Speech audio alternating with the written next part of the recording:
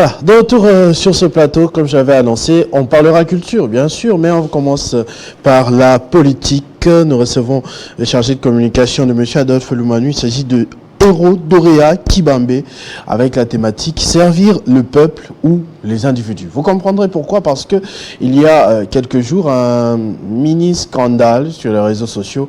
Le nouveau tribunal, le tribunal du 21e siècle avait éclaté. L'on a beaucoup parlé, on aimerait avoir la version en interne, comment ils ont vécu, comment ils justifient ce montage au niveau interne. Bonjour et bienvenue, monsieur Héros Doréa Kibambé. Vous êtes chargé de communication du parti politique ou de la personne même? Je suis avant tout chargé de communication de l'honorable Adolphe Loumanu, Moulenda Bonasifou, et cadre du parti politique AGRN, Nouvelle Alliance des Générations pour la République. C'est un nouveau parti politique? Non, je tiens à signaler, à signifier que ce parti politique existe depuis les années 90. Et ce parti a même envoyé des délégués à la Conférence nationale souveraine. Beaucoup de gens l'ignorent, mais c'est un parti qui a existé depuis longtemps. Et au regard de ses responsabilités ou de son profil en tant que scientifique et technocrate dans le milieu politique de notre pays, le professeur Adolphe Loumanu a été appelé pour servir la nation. Et il a laissé la gestion du parti à d'autres personnes. C'est pourquoi on a du mal à attacher directement sa personne au parti politique qui est dans sa nouvelle formule aujourd'hui. Mais entre-temps, il a été élu, je crois, député national. Oui, il a été élu. Sur mandat PPRD. Oui. Ça, c'est pas de coutume de voir quelqu'un abandonner son propre parti pour rejoindre... Non. Au fait, ce qu'il y a, c'est quoi? Ce qu'il faut rappeler, qu'un scientifique ou un technocrate, on ne peut pas les limiter à une appartenance politique. C'est-à-dire qu'aujourd'hui, la coloration politique, elle est certes là, mais l'intelligence, le savoir, l'apport scientifique qu'on a n'a pas de coloration. S'il a été appelé pour travailler au PPRD avec le président Joseph Kabila, qu'on honore, ça ne veut pas dire qu'automatiquement il a abandonné tout ce qui était sur son parcours et tout. Si je veux parler de son parcours, il n'a pas travaillé seulement avec le président Joseph Kabila, il a été conseiller du président Mobutu, il a travaillé avec Mouzé, Laurent Désiré Kabila, il a été son dernier ministre qui a été nommé, c'est le tout dernier ordonnance que le feu Mouzé a signé avant son assassinat. Et il a travaillé avec le président Kabila. Et en ce moment-là, comme le professeur Adolphe Loumanu croit à la jeunesse, il croit au potentiel de Congolais, de politique congolais, il a confié le parti. Il a confié des partis à d'autres personnes pour le diriger. Mais ce qu'on lui reproche, c'est peut-être dans son langage, dans son discours. Vous-même, quand vous avez regardé la vidéo, il est un peu difficile de prendre son parti parce qu'on voit clairement qu'il est en train de dire autre chose avant, c'est-à-dire jurer loyauté, fidélité sur la personne de Joseph Kabila et pas sur la RDC comme c'est le cas aujourd'hui. Et on le voit quelques semaines après sur le même fauteuil où il était précédemment en train de dire autre chose. Non, le contexte, il est différent. Je veux situer le contexte. Le professeur Adolphe Loumanu, élu du territoire de Cabinda, était dans l'obligation d'accompagner le chef de l'État. Ça veut dire il faut faire la part de choses. Il y a la personne du chef de l'État et il y a l'institution président de la République. Quand les présidents de la République arrivent dans votre juridiction, vous faites allégeance, puisque c'est l'institution président de la République. Qu'on l'aime ou qu'on ne l'aime pas, vu que c'est cette institution qui se déplace, nous devons tous honorer cette institution. C'est dans ce cadre qu'il s'est déplacé pour aller répondre au président et amener sa base à accueillir le chef de l'État. Cette fois-là? Oui, cette fois-là. Là, ce n'était pas une opération de séduction? Non, pas du tout. Il n'était pas déjà de l'autre côté? Non, pas du tout. Est-ce que le professeur Adolphe Loumanu a besoin de ça? Non, il n'a pas besoin de ça. Il n'a pas besoin de quoi? De faire une séduction. Pourquoi il va séduire? Lui, il a quelque chose qu'il veut donner à son pays. Il a sacrifié toute sa jeunesse. Il a commencé à servir le pays. Il avait 25 ans, 26 ans. Mais le pays lui a aussi bien rendu quand même. Oui, mais c'est tout à fait normal. Quand vous travaillez, vous avez un salaire. Vous avez un salaire. Mais aujourd'hui, on va dire quoi? Qu'il était opportuniste à l'époque de Mobutu, opportuniste à l'époque de Mouzé, opportuniste à l'époque de Joseph Kabila et opportuniste aujourd'hui. Non. Il y a un parcours. Il y a un parcours. Je vais prendre l'exemple d'un médecin. Vous êtes médecin, vous appartenez à un groupe politique ou à un parti politique qui est contraire au mien, par exemple. mon fils est malade, vous êtes pédiatre, je l'amène à votre clinique. Vous faites quoi en ce moment-là? Vous le soignez ou pas? Et vous êtes médecin, vous pratiquez l'avortement? Non, non, non, non. Quand vous êtes médecin et que je vous amène... Bon, allons dans le domaine idéologique, parce que c'est justement un technocrate, c'est un professeur d'université, c'est vraiment une tête bien faite, personne ne le lui refusera. Il a, comme vous avez dit, laissé même son parti politique qui existait depuis les années 90. Oui. Il s'est rallié à la cause de Joseph Kabila au sein du PPRD. Oui. 18 ans durant, Joseph Kabila, président de la République, et ensuite... Joseph Kabila va faire l'opposition.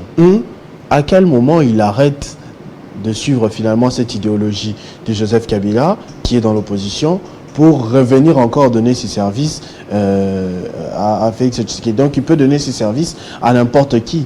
Si je ne me trompe pas, je veux d'abord établir une chose. Joseph Kabila ne s'est jamais prononcé pour dire qu'il faisait de l'opposition. Première chose, s'il y a une image ou une vidéo où il a dit clairement qu'il faisait de l'opposition... Personnellement, il y a un audio où il demande aux élus de résister. La résistance, ce n'est pas de l'opposition. On peut résister à la corruption, on peut résister aux intimidations, on peut résister aux mensonges, on peut résister à beaucoup de choses. Ici, il y a un problème. À la transhumance?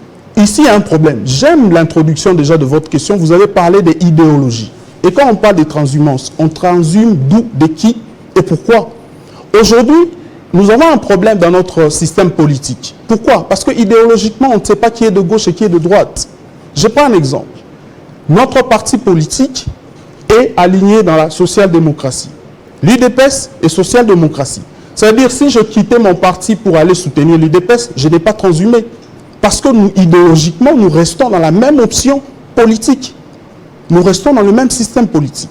Et pour en venir à la transhumance, et dernièrement, on a vu des gens ici qui étaient au gouvernement, abandonner le gouvernement pour aller faire l'opposition, puisqu'on est à l'approche des élections.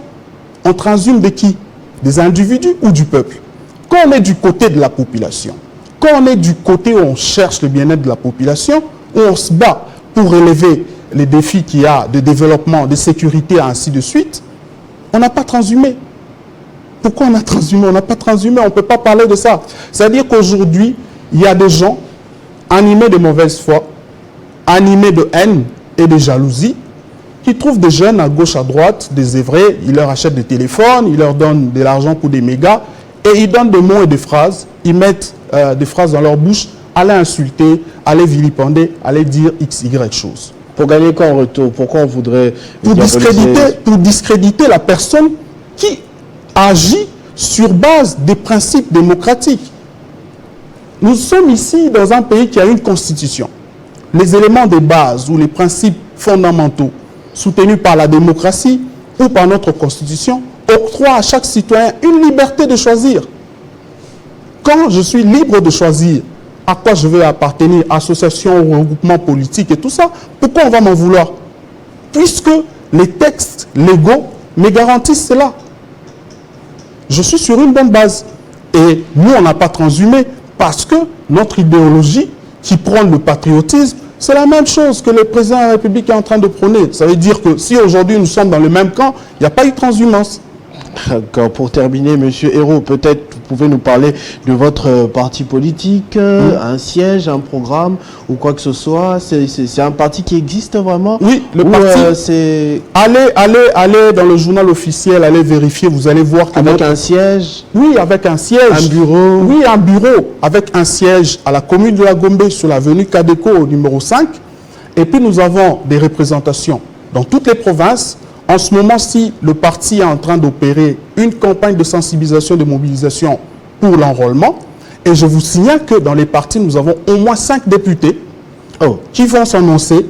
Et officiellement, vous allez le voir. Nous avons au moins... Élu quand? Le temps viendra. Le temps viendra. Non, élu en 2018. Le temps viendra. Vous allez les découvrir. Nous avons des députés dans notre parti. Dernièrement, vous avez vu le camarade Chikouya, au Kassai Mbujimaï, aller s'enrôler sur le label de la Gérène. C'est un camarade de la Gérène, il est membre de la Gérène.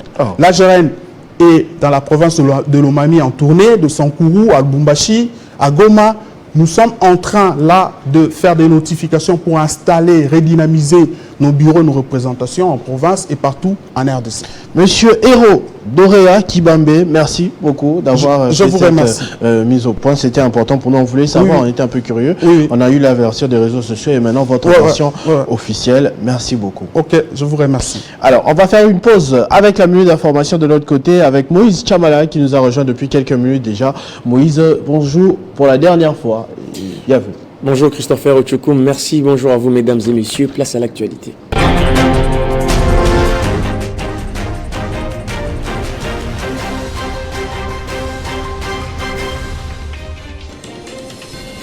Le Parlement angolais va analyser ce vendredi 17 mars les déploiements ou non des troupes angolaises en République démocratique du Congo.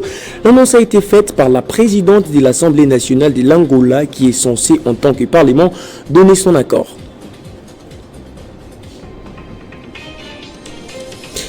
Plus de 150 000 personnes ayant fui les combats entre les rebelles du M23 et les forces du gouvernement vivent dans les dénuements le plus total. Ces déplacés en provenance des Lubero sont livrés à eux-mêmes et ne reçoivent aucune aide, selon la coordination des opérations d'urgence des Médecins sans frontières au Nord Kivu.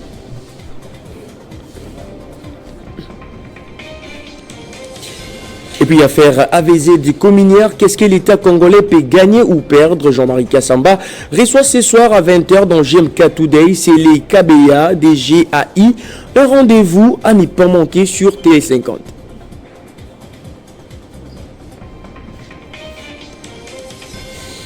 Et puis les cyclones Freddy a fait plus de 400 morts en Afrique australe. Selon un dernier bilan publié jeudi soir, les cyclones a tué 73 personnes au Mozambique, 17 à Madagascar et désormais 326 au Malawi, les pays les plus meurtris qui comptent également plus de 180 000 déplacés. Et voilà qui est tout pour cette dernière livraison de la minute d'information. Mesdames, Messieurs, merci à vous de l'avoir suivi.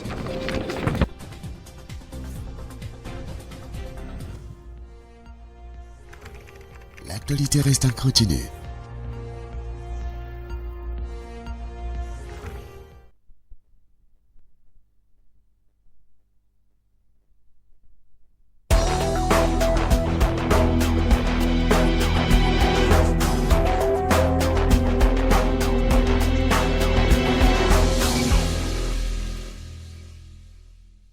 Oui, il y a des scandales en Ukraine en ce moment, mais qu'est-ce que font les Occidentaux?